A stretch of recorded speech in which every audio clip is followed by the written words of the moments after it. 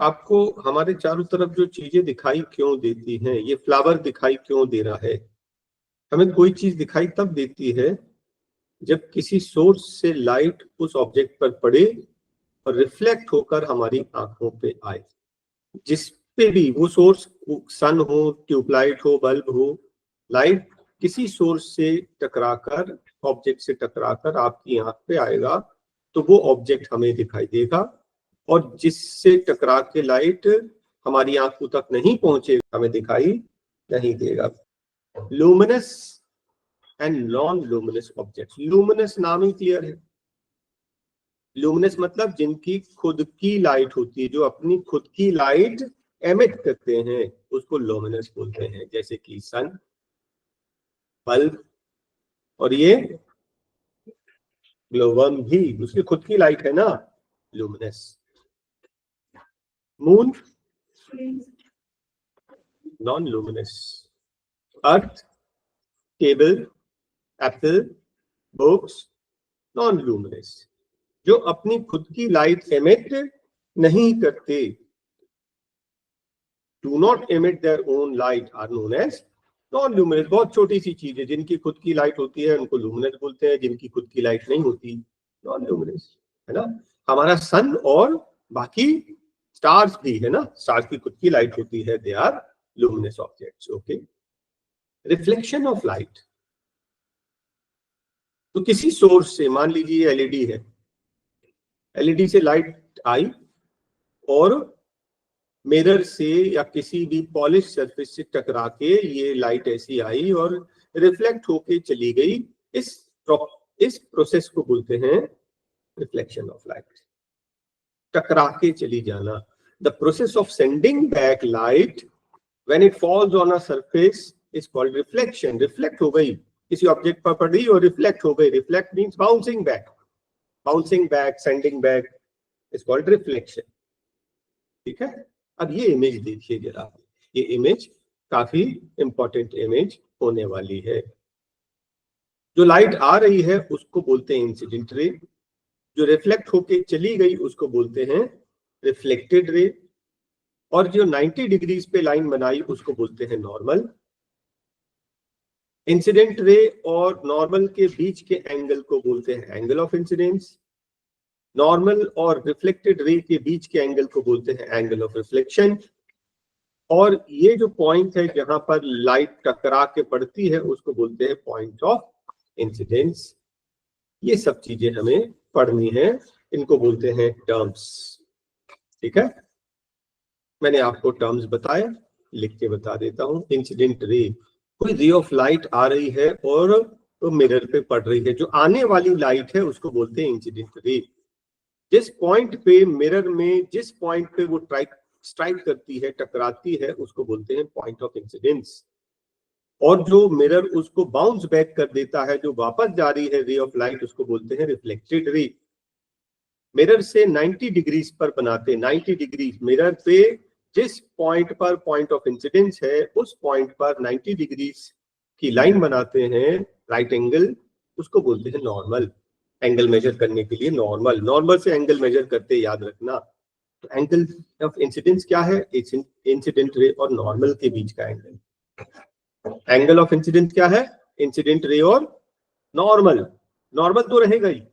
Angle of reflection, reflected ray and normal. Normal incident ray के बीच के angle of incidence कहते हैं, और नॉर्मल रिफ्लेक्टेड रे के बीच के एंगल को angle of reflection. Right, there are two laws of reflection. Two laws of reflection. First, incident ray, reflected ray, normal. कितनी रे की बात कर रहे हैं? 3 रे, तो 2 है, इंसिडेंट रे, रिफ्लेक्टेड रे, और जो 90 डिग्रीज बना है नॉर्मल। ये तीनों लाई करते हैं ऑन द सेम प्लेन। कहां पर? At point of incidence. At point, ये है पॉइंट ऑफ इंसिडेंस। ये देखो, ये इंसिडेंट रे आ रही, ये है रिफ्लेक्टेड रे, नॉर्मल। ये तीनों को आगे बढ़ाओगे तो पॉइंट ऑफ इंसिडेंस पे मीट करती है। They lie on the same plane at the point of contact. Okay, first law. और सेकेंड लॉ जो कि बहुत कॉमन, बहुत इंपॉर्टेंट है, Angle of reflection is always equal to angle of incidence. Angle of reflection is always equal to angle of incidence. And I equals to R. I equals to R. I equals to R मतलब angle of incidence equals to angle of reflection या reflection equals to incidence, एक ही बात है. मेरा मतलब ये है अगर angle of incidence 35 है तो reflection भी 35 होगा. अगर I 45 है तो reflection भी 45 होगा. अब ये क्वेश्चन देखो जरा, मैंने थोड़ा सा चेंज किया. अगर मैं बोलूं कि दिस एंगल इज 35 डिग्रीज, ध्यान से देखना, दिस एंगल इज 35 डिग्रीज. कौन सा एंगल? इंसिडेंट रे और मिरर के बीच का एंगल. मैं पूछ रहा हूं आपको find reflection, angle of reflection. अगर ये 35 है तो ये बाकी का एंगल कितना होगा? 90 से माइनस कर लो 55. तो आई कितना हो गया? 55. आई 55 तो आर भी 55. इस तरह से निकालना. यहाँ 35 तो जल्दी जल्दी में ये एंगल ऑफ रिफ्लेक्शन को 35 नहीं बोल देना. ये एंगल ऑफ इंसिडेंस नहीं है, ये तो angle between the mirror and plane mirror and incident ray. 90 से माइनस करोगे तो एंगल ऑफ इंसिडेंस आएगा और आई इक्वल्स टू आर हो जाएगा. इधर क्या है? Angle of incidence 0. Angle of incidence 0. Perpendicular light perpendicular जा रही है ऐसी, तो मिरर से रिफ्लेक्ट करके वापस परपेंडिकुलर आएगी. परपेंडिकुलर डालोगे तो परपेंडिकुलर आएगी. आई 0 तो आर भी 0. Is that okay? 2 लॉ हो गए. एक होता है रेगुलर रिफ्लेक्शन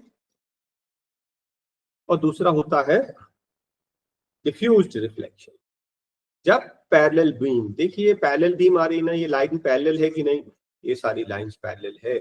किसी ऑब्जेक्ट से टकराकर पैरेलल ही चले जाएं, टकराने के बाद भी पैरेलल हो जाएं. देखो ये सब पैरेलल है ना. This is called regular reflection. Parallel light आ रही है, रिफ्लेक्ट होने के बाद पैरेलल ही चली गई, इसको बोलते हैं रेगुलर रिफ्लेक्शन. लेकिन कभी कभी क्या होता है, अगर पॉलिश सरफेस नहीं है. अच्छा, ये कब होता है? स्मूथ सरफेस में. जब सरफेस बहुत स्मूथ हो, से अपन फर्नीचर हैं उस पे पॉलिश की हुई है तो बहुत अच्छा चमकता है ग्लास पे, प्लेन मिरर में. और अगर सरफेस पॉलिश्ड नहीं हो तो क्या ये पैरेलल बीम ऑफ लाइट आ तो रही है लेकिन टकराकर पैरेलल जाएगी? नहीं, कोई यहाँ कोई वहां, अलग अलग डायरेक्शन में. इसको बोलते हैं डिफ्यूज्ड. जब पैरेलल बीम आ तो रही है लेकिन रिफ्लेक्ट होके पैरेलल नहीं जा रही है, ऑल डायरेक्शन में जा रही है, उसको बोलते हैं डिफ्यूज्ड. डिफ्यूज कहाँ होगा? रफ सरफेस, पेपर, कार्डबोर्ड, चौक, टेबल, चेयर, समझ गया. Unpolished material. पॉलिश्ड होगा तो रेगुलर हो जाएगा. ये क्या चीज है? एक प्लेन मिरर से एक इमेज है. ये आप खड़े हैं, दिस इज यू, और आपका रिफ्लेक्शन मिरर में दिख रहा है कि नहीं? रोज देखते हैं हम लोग, दिन में 4 बार, अरे 2-3 बार तो दिखते होंगे, है ना. और दूसरी चीज ये देखना, ये एम्बुलेंस देख लिया ना अच्छे से. अब मुझे कुछ क्वेश्चंस के आंसर. तो इमेज जो है कैसी बनती है? वर्चुअल. इमेज, प्लेन मिरर में इमेज कैसी बनती है? वर्चुअल. वर्चुअल मतलब अनरियल, दिमाग में बनती है. देखो आप ये खड़े हैं और दिख रहा है मिरर के पीछे आप हैं, तो पीछे मिरर के पीछे जाएंगे तो आप हैं क्या वहां पर? मिरर के पीछे कुछ भी नहीं है, लेकिन यहाँ तो दिख रहा है ना. तो जो दिख रहा है वो क्या है? वर्चुअल है, वो रियलिटी में है ही नहीं. इमेज कहाँ फॉर्म होती है? Behind the mirror. मिरर के पीछे इमेज बन रही है और पीछे गए तो कुछ भी नहीं है. दीवार में मान लो मिरर लगाया है, आपने देखा इमेज तो आपको दिख रहा है रिफ्लेक्शन में. पीछे जाएंगे तो वो चीज है क्या? नहीं है. तो इमेज जरूर बन रही है. कहाँ? Behind the mirror. कैसी इमेज बन रही है? वर्चुअल. सेम डिस्टेंस, आप मान लीजिए मिरर से 5 मीटर दूर खड़े हैं तो आपकी इमेज भी मिरर के पीछे 5 मीटर बनेगी. जितने डिस्टेंस आप मिरर से हैं, इमेज भी उतनी ही पीछे बनती है. इन अदर वर्ड्स 5 और 5 10 मीटर्स, आपके और आपके इमेज के बीच में 10 मीटर्स. समझ गए ना? मिरर से जितनी दूर खड़े होंगे मिरर के उतने ही पीछे आप दिखाई देंगे। आपकी यू एंड योर इमेज के बीच का डिस्टेंस डबल हो जाएगा। साइज सेम, छोटे ऑब्जेक्ट का छोटा इमेज, बड़ी ऑब्जेक्ट का बड़ा इमेज, सेम साइज बनता है।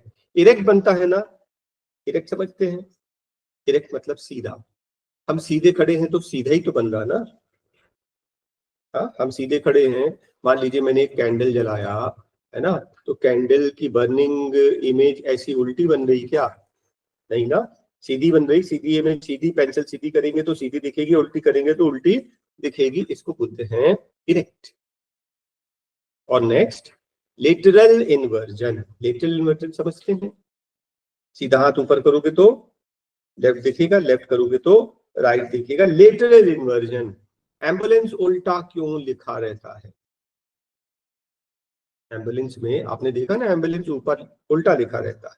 उल्टा इसलिए लिखा रहता है कि जब सायरन बजे और हम अपनी कार से पीछे देखें तो हम मिरर में देखेंगे, मिरर में उल्टा दिखता है। तो जब हम मिरर में देखेंगे ना तो एम्बुलेंस हमें सीधा पढ़ने में आएगा, और हम एक बार में पढ़ लेंगे कि ये क्या है, एम्बुलेंस लिखा, अच्छा एम्बुलेंस को साइड देना है, और हम साइड करेंगे। ठीक है? मतलब अगर अगर सीधा लिखेंगे तो रिफ्लेक्शन में उल्टा दिखेगा। हो सकता हम एक बार में इसको एम्बुलेंस ना समझ पाए, हम साइड नहीं दें। बात समझ में आई ना? एम्बुलेंस कहाँ से आ रही है? पीछे से आ रही है, और हमें साइड देना है। भाई सामने से आ रही तो हमको दिख रहा, पीछे से आ रही तो नहीं दिख रहा। नहीं दिख रहा तो हमें एक बार में मिरर में हम इसको रिफ्लेक्शन को पहचान लेंगे। Light reflected again, reflected light reflected again. हम किसकी बात कर रहे हैं? पेरिस्कोप की। तो देखिए पेरिस्कोप में फर्स्ट फिगर में कंस्ट्रक्शन देखिए। एक मिरर यहां लगा है, दिख रहा है एक मिरर, और दूसरा मिरर यहां लगा है। मिरर्स हैं ये, प्लेन मिरर्स। और आपको मालूम है कितने एंगल पर लगा है? 45 डिग्रीज पर, 45 डिग्रीज पर लगा है। दो मिरर लगे हैं। तो लाइट जब आती है ना, ऐसी आती है, प्लेन मिरर से टकरा के ऐसी आ जाएगी, फिर टकराएगी, फिर ऐसी चली जाएगी। और इसका बेनिफिट क्या होता है मालूम है? बेनिफिट ये होता है, मान लीजिए मैं एक ट्री देख रहा हूँ, देखिए वो ऊपर ट्री है और दीवार से ऊपर है, मेरी हाइट कम है और काफी ऊंची दीवार है, और उसके पीछे ट्री है ना। अगर मैं यहाँ से देखता तो दिखाई नहीं देता, मैंने पेरिस्कोप लगा दिया। पेरिस्कोप लगा दिया तो मुझे ये ट्री ना बिल्कुल ऐसा ही यहाँ दिखाई देगा, मुझे लगेगा ऐसे सामने। एक्चुअली लाइट यहाँ से रिफ्लेक्ट होकर ऊपर गई, फिर यहाँ आ गई, और हमें दिख रहा है कि हमें लगेगा बिल्कुल यहाँ सामने ही है। इस तरह से हम जो चीजें आउट ऑफ साइट है वो भी देख सकते हैं। अब आप सबमरीन के अंदर बैठे हैं, सबमरीन को ऊपर निकालेंगे तो क्या होगा? जो एनिमी है वो हमें देख लेंगे, कोई शिप है हमें देख लेगी, और फिर हमें थोड़ा देगी, है ना, मिसाइल मार देगी। तो अंदर ही अंदर बैठे बैठे इसकी पेरिस्कोप ऊपर निकाल देते हैं, और पेरिस्कोप से चारों तरफ देख लेते हैं कहीं कोई दुश्मन तो नहीं। नहीं, चल अच्छा अब ऊपर आ सकते। बात समझ में आई? इसी तरह से टैंक में, भाई टैंक के अंदर हमें कुछ देखना है तो बाहर निकल के देखेंगे क्या? गोली लग जाएगी। अंदर ही अंदर से देखना, तो यहाँ पे ट्यूब निकली ऊपर, है ना, ऐसी, और हम यहीं से देख रहे हैं, यहाँ का बाहर दिखाई दे रहा है। इसको बोलते हैं पेरिस्कोप। इसका रीजन ये है कि दो मिरर्स, प्लेन मिरर्स लगे होते हैं 45 डिग्रीज पर। तो ऐसा इंस्ट्रूमेंट जो रिफ्लेक्टेड लाइट को रिफ्लेक्ट कर दे उसको बोलते हैं पेरिस्कोप। लॉन्ग ट्यूब होती है, और वो जो चीजें लाइन ऑफ साइट में नहीं हो वो देखने के काम आती है। बाकी मैंने आपको डिटेल में समझा दिया। ठीक है?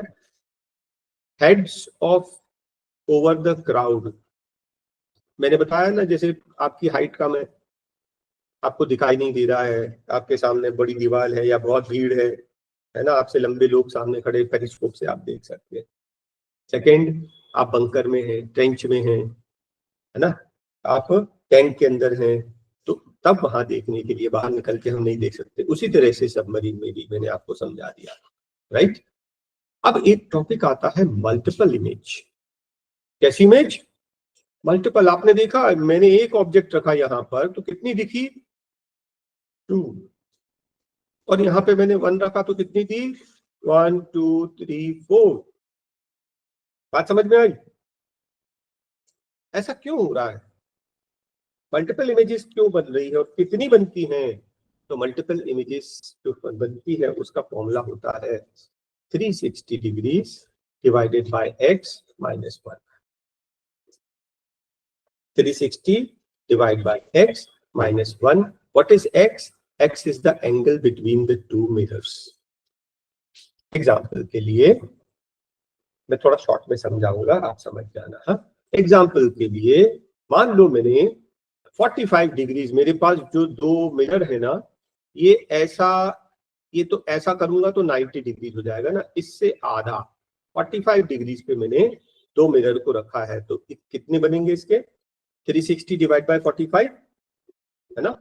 360 डिवाइड बाय 45 कितने बार कटेगा? 8 बार। माइनस 1 7। कितनी इमेजेस बनेंगी? 7 इमेजेस बनेगी। 30 में 360 डिवाइडेड बाय 30 कितना? 12। 12 माइनस 1 11 बनेगी। 60 में 360 डिवाइड बाय 60 6। 6 माइनस 1 5 बनेगी। 90 डिग्रीज में 360 डिवाइड बाय 90 4। 4 माइनस 1 3 बनेगी। और ये देख लो जरा, ये 120 डिग्रीज वाला 120 डिग्रीज, तो 360 डिवाइड बाय 120 3। 3 माइनस 1 2। 2 इमेजेस बनेगी। हाँ, यहाँ कितनी बनेगी? 1 इमेज, क्योंकि 180 डिग्री अगर करोगे ना, 180 डिग्री तो ये एक ही मिरर हो जाएगा, है ना। ये दो मिरर बाजू बाजू में लगा दिया अपन ने तो एक ही मिरर हो जाएगा, एक ऑब्जेक्ट की एक ही इमेज बनेगी। हाँ, लेकिन अगर ये देखिए 0 डिग्री, 0 डिग्री समझ रहे हैं? दो मिरर्स पैरेलल लगाए हैं, जैसे आप बार्बर शॉप में जाते हैं ना, आमने सामने, है ना। तो 360 divide by 0 in infinity, infinity minus infinity, आपको आपको रिफ्लेक्टेड इमेज दिखती है ना, खूब सारी इन्फिनिटी मिलती है, एक में फेस दिखता, फिर पीछे का बैक दिखता, फ्रंट बैक ऐसे ऐसे ऐसे इन्फिनिटी तक जाती है। क्या ये चीज आपको समझ में आ गई? पक्का? The formula is 360 upon x minus 1, है ना। तो हम दोनों के बीच में जितना एंगल बनाएंगे उसके हिसाब से हमें इमेजेस दिखेगी।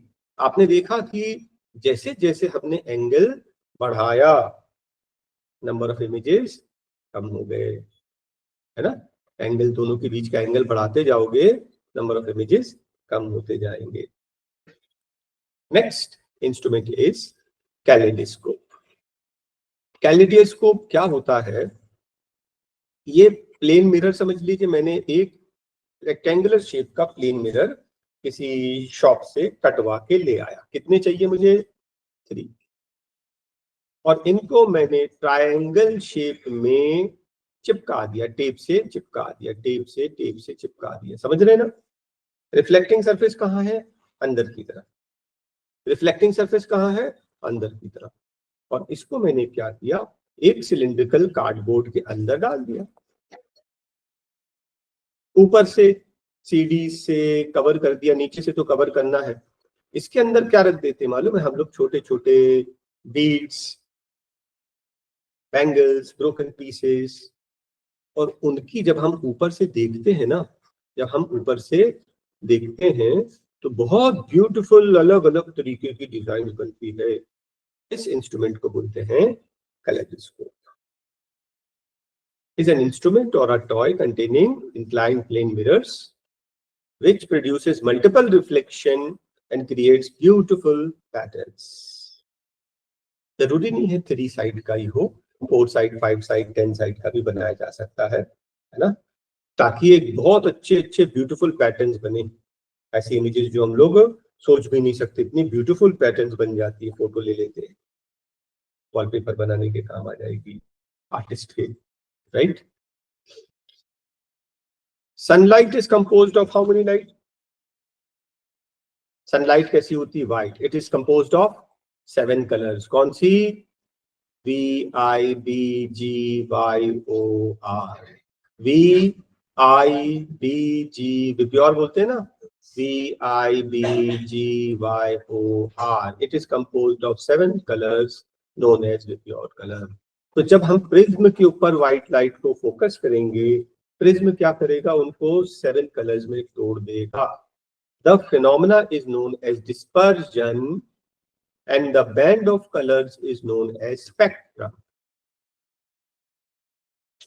ये जो कलर का ये पूरा दिख रहा ना ऐसा है ना, बैंड, कलरफुल बैंड 7 कलर्स का, इसको बोलते हैं spectrum. And the phenomena is known as dispersion of light. Prism में होगा, प्लेन मिरर में नहीं होगा, और रेक्टेंगुलर स्लैब में भी नहीं होगा. हाँ, नेक्स्ट कहां पहुंच गए अपन? ह्यूमन आई. सबसे बाहर का लेयर क्या होता है? कॉर्निया. एक पतला सा मेम्ब्रेन है पूरे आंख के ऊपर, प्रोटेक्टिव लेयर, इससे रिफ्रैक्शन भी होता है. सेकंड लेयर, सेकंड इसके अंदर जो लिक्विड है, जेली जैसा लिक्विड, उसको बोलते हैं एक्विस ह्यूमर. ठीक है. उसके बाद नेक्स्ट क्या मिल रहा है यहाँ पर? आइरिस. आइरिस जिससे जो कलर होती है ना आइस की, किसी की blue colour ice, brown colour, black colour, इसकी वजह से होती है, ये कलर रहता है, ये 360 डिग्रीज में रहता है, भी दिखा दूंगा. और आइरिस में जो होल है जहां से लाइट अंदर जाती है उसको बोलते हैं प्यूपल. और लाइट अंदर गई तो किसके ऊपर पड़ी? लेंस. ये है आई लेंस. और आई लेंस किससे हेल्ड है? कौन पकड़ के रखा है आई लेंस को?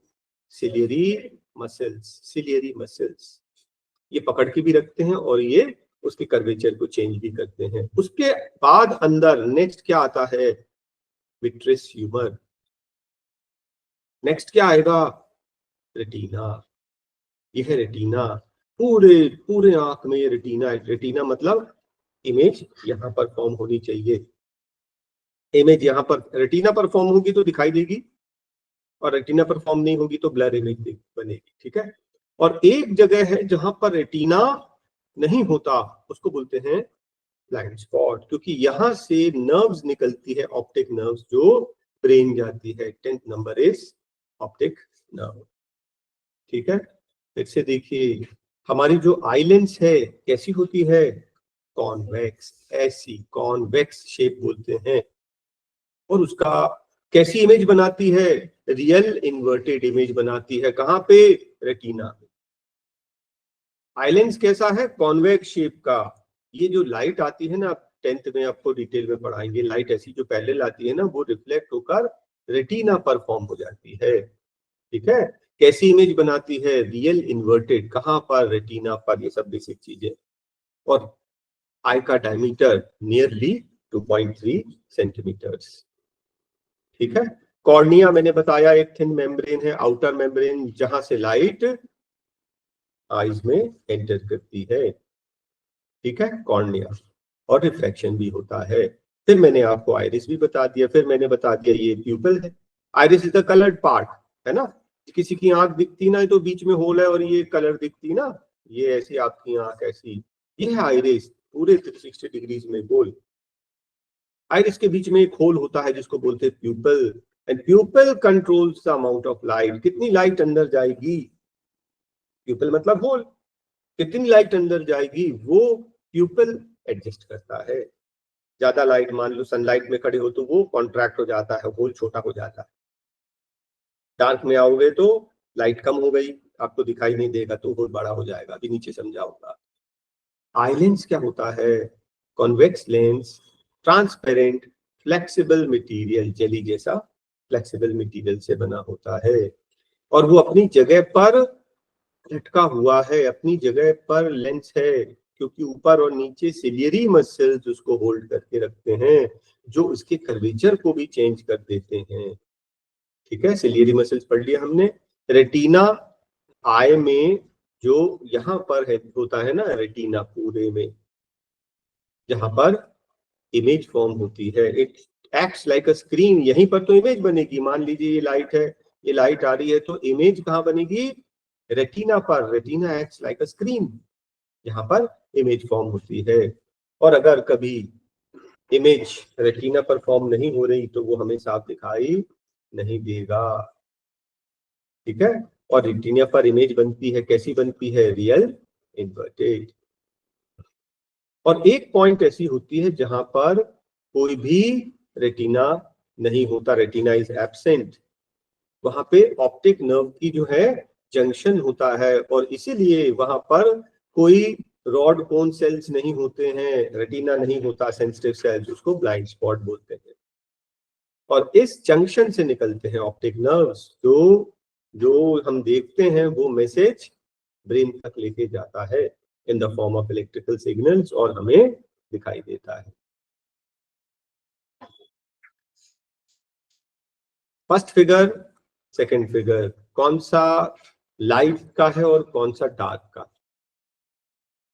आप धूप में खड़े हैं, आपका आइरिस, आपका प्यूपल जो है छोटा हो जाएगा, आइरिस सिकुड़ जाएगा, ये ऐसा सिकुड़ जाएगा, होल छोटा हो जाएगा।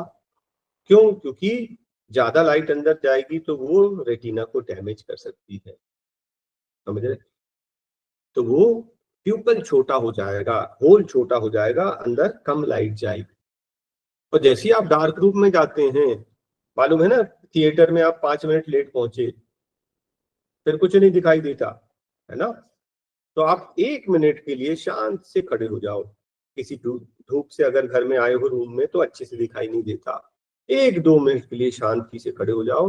तो अब एडजस्ट कर रहा, आइरिस क्या है, डार्क रूम में आ गए, हमें दिखाई नहीं दे रहा, लाइट कम है, तो क्या हो गया कि आई होल है ना, होल बड़ा होगा, होल बड़ा हो जाएगा, आइरिस कॉन्ट्रैक्ट होगा, होल बड़ा हो जाएगा, ताकि ज्यादा लाइट अंदर आए, ताकि हमें साफ दिखाई दे, समझ रहे हैं? तो धूप में आइरिस क्या हो जाएगा, रिलैक्स, रिलैक्स होगा तो आई होल जो है छोटा हो जाएगा, और जब आप डार्क रूम में आएंगे तो आइरिस कॉन्ट्रैक्ट हो जाएगा, कॉन्ट्रैक्ट होने से होल बड़ा हो जाएगा।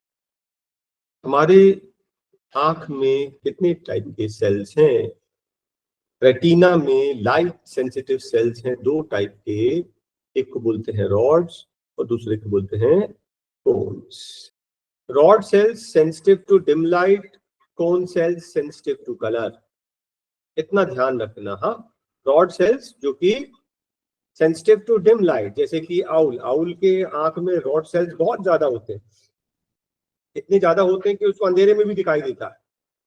और कोन्स आर कलर, उसके आंख में कौन सेल्स नहीं होते, उसको कलर दिखाई देती।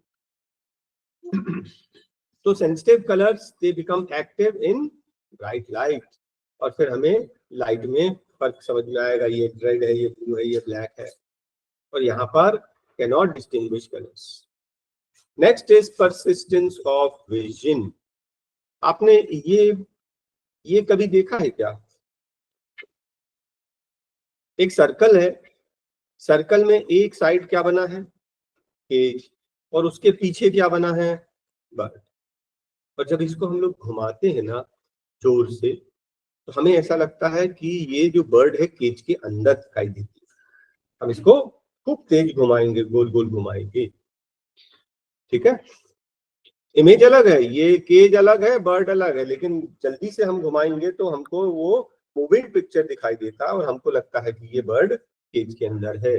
आपने ये पिक्चर देखा, ये है ना, आपने देखा घोड़े की पैर ऊपर है, फिर थोड़ा सा आगे बढ़ा, फिर और आगे बढ़ा, और आगे बढ़ा, सबसे आगे हो गया, फिर वो धीरे धीरे नीचे आ रहा, वो नीचे आ गया, दूसरा पैर ऊपर गया। ये समझ लीजिए 24 पिक्चर्स हैं, जिसको बोलते हैं 24 फ्रेम्स। और अगर ये 24 फ्रेम्स को 1 सेकेंड में, 1 सेकेंड में 24 फ्रेम्स जल्दी आपके सामने निकल जाएंगे ना, आपको ये मूविंग पिक्चर दिखाई देगा।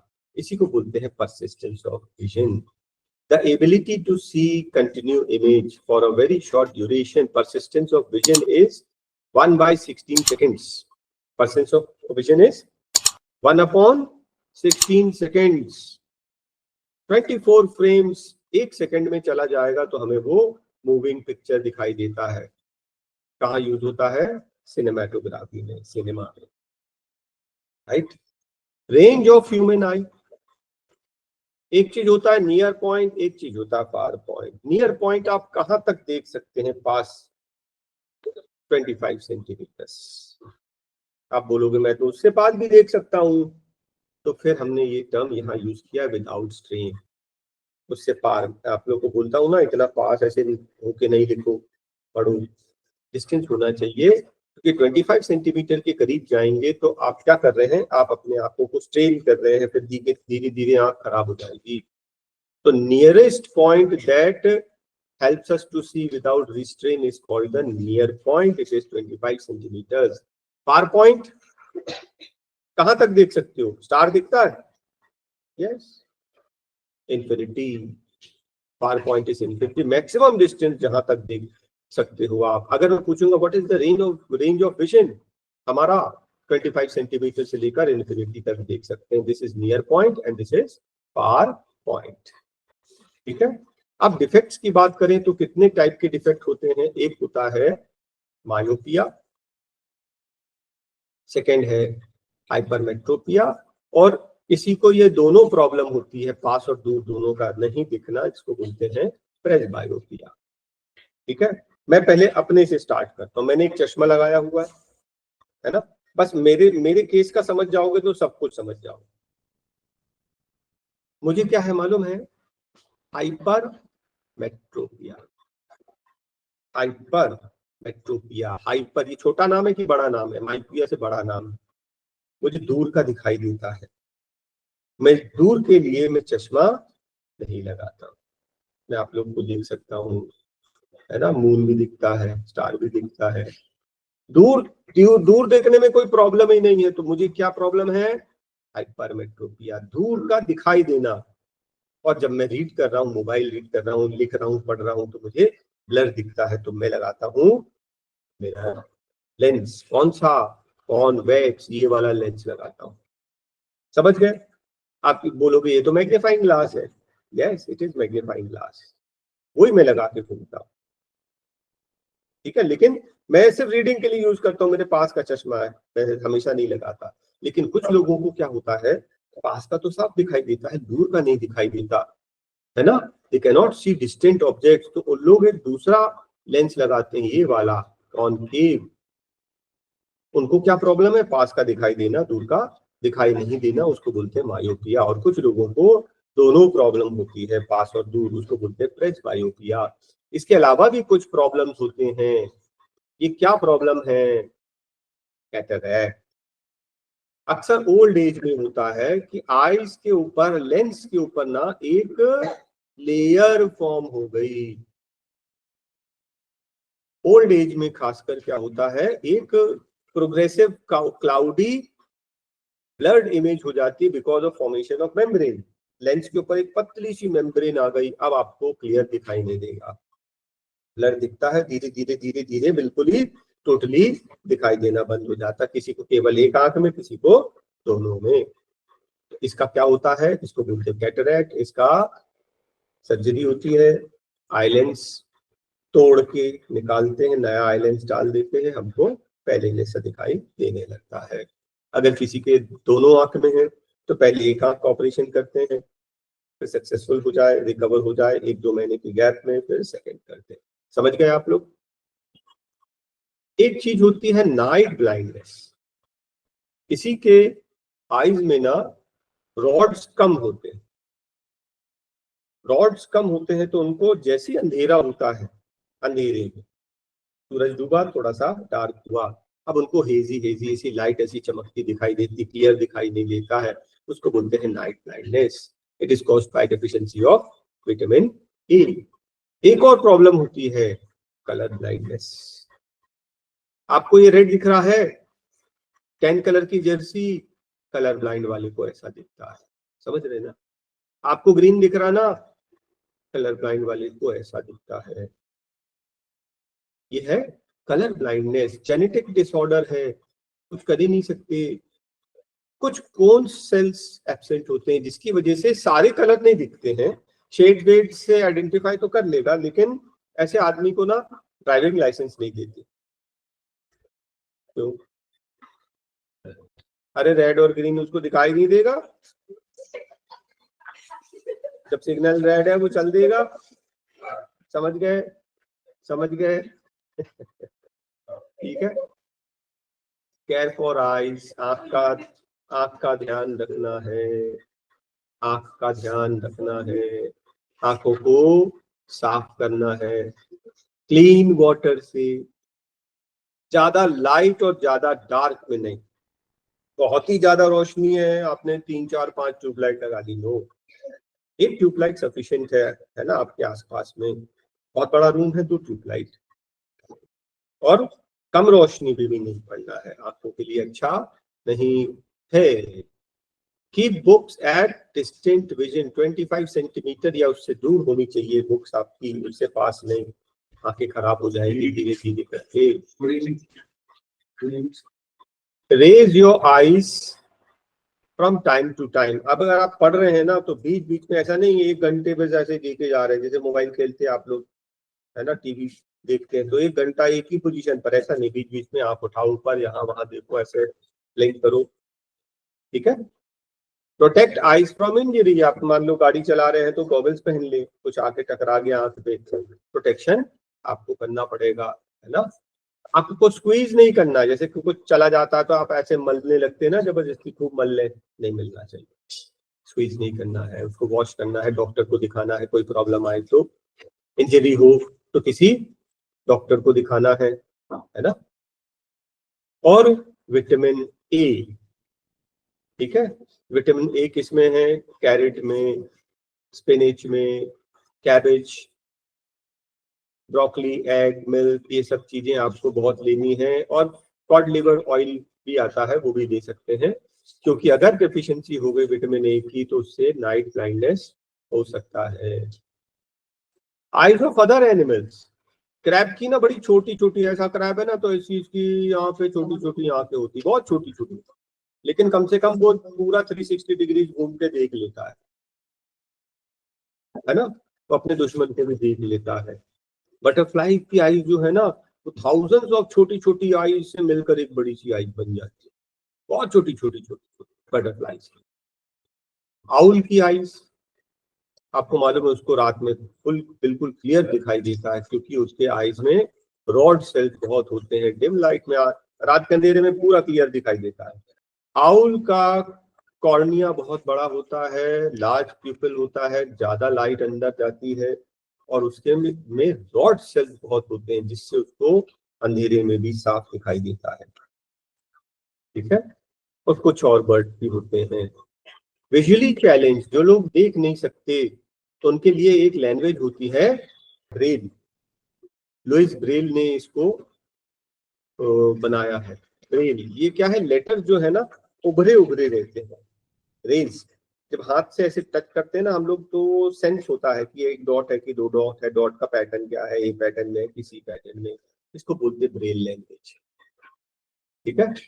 तो ये किसके काम आएगा, विजुअली चैलेंज जो लोग हैं उनके पढ़ने के काम आता है, और वो लोग भी पढ़ सकते हैं, उनके लिए भी बुक्स होती हैं, समझ रहे हैं। हेलेन केलर का नाम सुना है, अमेरिकन लेक्चरर, उन्होंने बुक्स भी लिखी हैं, the story of my life, एक मूवी बनी है ब्लैक इनके ऊपर, हेलेन केलर, वो अंधी, ब्लाइंड, डेफ, डम, तीनों थी, ब्लाइंड भी, डेफ भी और डम भी। उनको पढ़ाना सोचो कितना मुश्किल काम है, न दिखता है, न सुनाई देता है, न बोल सकती। उनके टीचर ने उनको कैसे संभाला, क्या यूज किया मालूम है, सेंस, सेंस। अगर वो एप्पल पकड़ेगी हाथ में तो गोल गोल है, कैसा दिखता है, ऐसा, सेंस, सेंस से उसको पढ़ाना सिखाया, बहुत मुश्किल काम है, ठीक है। आप उस मूवी देखेंगे तो आप समझ जाएंगे, और यूट्यूब में भी एक हेलेन केलर की बहुत अच्छी मूवी। तो इनके टीचर ने कैसे करके उनको पढ़ना सिखाया, फिर वो इतनी पढ़ी लिखी कि वो लेक्चरर बन गई, उन्हें बुक्स भी लिखी है। और ऐसे कुछ और एग्जाम्पल्स है, रविंद्र जैन जी जो बिजली चैलेंज थे बाय बर्थ, लेकिन उनने इलाहाबाद यूनिवर्सिटी से डिग्री ली। और दिवाकर हैं जो कि एक बड़े सिंगर हैं, ठीक है।